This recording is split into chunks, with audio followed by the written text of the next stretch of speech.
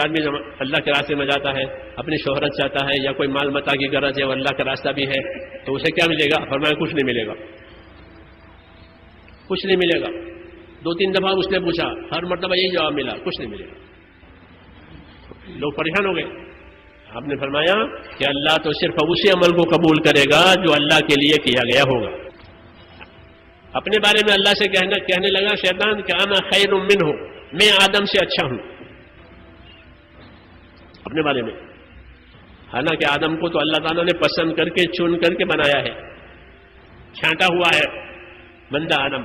وہ کہتا ہے میں آدم سے اچھا ہوں، اس لیے یہ مجھے سیدھا کرے نہ کہ میں اس کو سیدھا کروں۔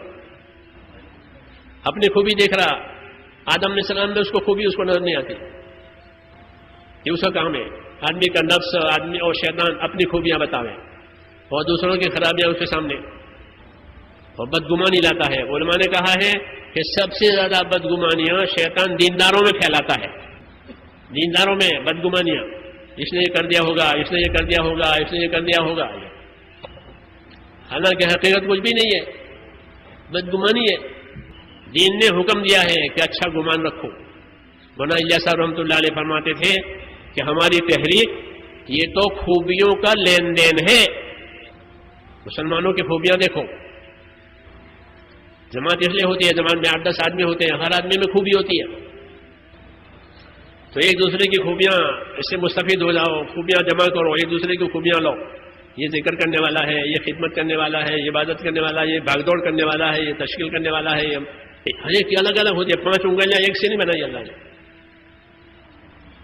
ہر ایک میں خیر ہے۔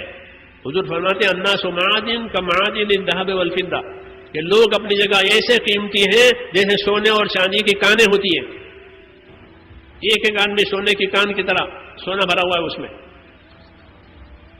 اگر اچھا گمان ہوگا تو خوبیاں نظر آئے گی، عقیدت ہوگی، محبت ہوگی، اور اگر شیطان کی طرف سے آ کر بدگمانی پیدا ہوگی پھر کٹکٹاؤ ہوگا۔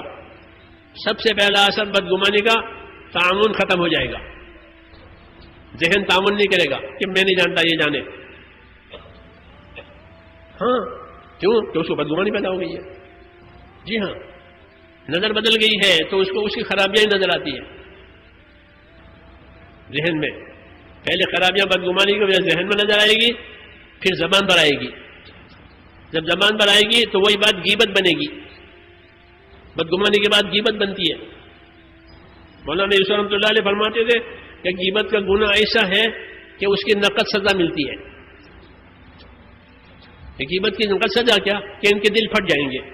بدگمانی ہوئی پھر وہ زبان پر آئے گی، انہوں نے یہ کیا، انہوں نے یہ کیا، وہ پوچھو تو اس کو خبر بھی نہیں بیچارے کو۔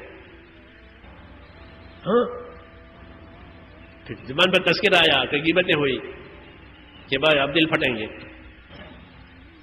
اس لیے اللہ نے اسے منع کیا ہے کہ بدگمانی سے بچو، یہ بری بات ہے۔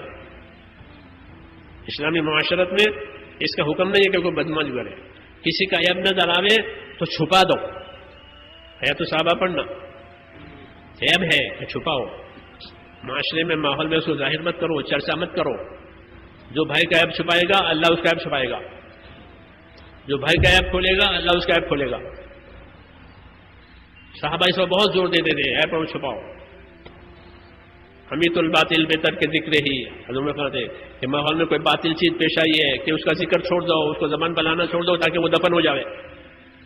چرچا کرو گے تو وہ زندہ ہو جائے گا، جو نہیں جانتے وہ بھی جان جائیں گے اور معاشرہ بگڑ جائے گا۔ یہ سب بدگمانیوں کا اثر ہے، یہ حرام ہے، کیونکہ غیبت پہ لے جائے گا، پھر غیبت توڑ پہ لے جائے گی، اور جب توڑ آیا یہ ساری کوششیں ختم، آگ لگ گئی، آگ لگ گئی۔ اس لیے حکم ہے کہ صبر کرو، کوئی بات نظر بھی آوے ناگوار کہ صبر کرو، منہ بند کرو۔ رائےوں میں اختلاف صحیح ہے، رائے میں تو اختلاف ہو سکتا ہے، جس کو اختلاف کہتے ہیں، یہ رائے ہے، یہ رائے ہے۔ کتنا امام مذاہب ہمارے، امام شافعی کے الگ رائے، امام محمد کا الگ رائے، امام مالک کے الگ رائے ہیں، کوئی اپنی رائے پر اصرار نہیں کر رہا، ایک دوسرے کا احترام کرتے ہیں لیکن اپنی رائے پر عمل کرتے ہیں۔ ایسے رائے میں اختلاف ہو سکتا ہے لیکن اپنی بات پر اڑ جانا اور مخالفت کرنا اس کی اجازت نہیں، تو اختلاف الگ ہے، مخالفت الگ ہے. جب یہ باتیں پیدا ہوگی تو اختلاف سائڈ پر ہو جائے گا، مخالفت ہو جائے گی. اس لیے کہا اچھا گمان رکھو. خوبیوں کا لین دین ہے، خوبیوں کا لین دین، اس کی مشق کہ ان میں کیا خوبی ہے، ان میں کیا خوبی ہے. اپنے ساتھیوں کے مناقب اور فضائل حضور صلی اللہ علیہ وسلم بتاتے تھے. ابو بکر میں یہ فضیلت ہے، عمر میں یہ فضیلت ہے، ابو ذر میں یہ فضیلت ہے. ان کی خوبیاں بتاتے تھے. مناقب صحابہ اسے کہتے ہیں. حضور بتاتے ہیں ان میں یہ ہے، ان میں یہ ہے. اویس کرنی تابعی ابھی آئے بھی نہیں ہے یمن سے کہ اویس آئیں گے. ہاں ان کا درجہ بتایا کہ جب وہ آوے تو ان سے دعا مغفرت کرانا. وہ صحابی نہیں ہے، تابعی ہے. تو حضرت عمر تلاش کرتے تھے اپنے خلافت میں کہ اویس آئے نہیں آئے تاکہ میں ان سے مغفرت کی دعا کراؤں. کہاں حضرت عمر، کہاں اویس؟ کیوں؟ ان میں ایک خوبی ہے، نبی نے بتایا ہے. ایک خوبی تلاش کرو. حیات الحیوان ایک کتاب ہے، علماء جانتے ہیں. ہم حیوانات کی تفصیل لکھی ہے اور بھی بہت سی باتیں اس میں ہیں. اسلام کی وہ ایک عجیب کتاب مانی جاتی ہے اسلامی کتب خانے میں، حیات الحیوان. دیمیری کی ہے، مصری ہے. مختلف حیوانوں کی مختلف چیزیں لکھی ہے. تو اس میں قصہ لکھا ہے کہ ایک بزرگ کہتے تھے کہ مجھے ہر چیز میں خوبی نظر آئی ہے، ہر چیز میں. جب کوئی بڑا آدمی ایسا کہتا تو پھر سوال کرنے والے سوال کھڑا کرتے ہیں کہ آپ کو ہر چیز میں خوبی نظر آئی ہے. کہ ہاں، خنزیر میں کیا خوبی ہے؟ کیوں؟ اسلامی شریعت میں وہ نجس العین ہے، پورا ناپاک ہے، اس کی کوئی گنجائش ہی نہیں. کہ آپ نے اس میں کیا خوبی دیکھی؟ کہ ہاں اس کی ایک خصلت ہے. کہ کیا خصلت ہے؟ کہ بکورہ لغذائہ ہے، جو اس میں لکھا ہے. یہ حیوان ایسا ہے کہ صبح جلدی اٹھ جاتا ہے اور اپنی روزی تلاش کرتا ہے. کتے کو آپ دیکھو گے، کتا رات بھر بھوکتا رہے گا.